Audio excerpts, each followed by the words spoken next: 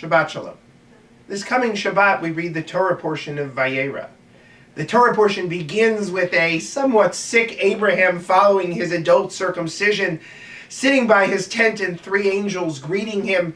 And from this episode, we get the Jewish values, the Jewish laws of Hachnasat Orchim, of welcoming visitors, and Bikur Cholim, of visiting the sick.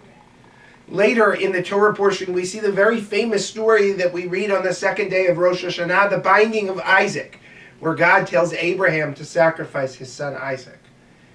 But I want to talk about something else that is brought up in this week's Torah portion in a more nuanced way, but something that would be a recurring theme throughout the Bible. And that is the issue of infertility.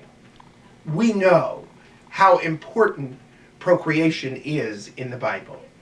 It has nothing to do with more than the continuity of the species. It's the only law that we get in the book of Genesis.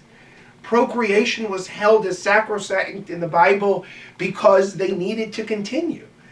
And for that reason, it was an imperative for the community. But throughout the Bible, we see women who deal with issues of infertility. And oftentimes that infertility is cured by some miraculous event that happens that we have to see as divine. And as much as that is a little bit difficult, knowing some of the difficulties of infertility in modern times, I think the Torah is at least reflective of the fact that it would be an issue we'd have to deal with in the community, an issue that we'd have to deal with in a meaningful and thoughtful way because we place such a high value on the continuity of the species. And yet, as much as it's a value that's important to us, we know in this day and age that women's health issues, infertility issues, all of these issues are not our realm, but each individual person's realm.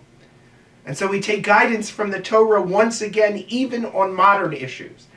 We take guidance from the values that our people have held dear for so long.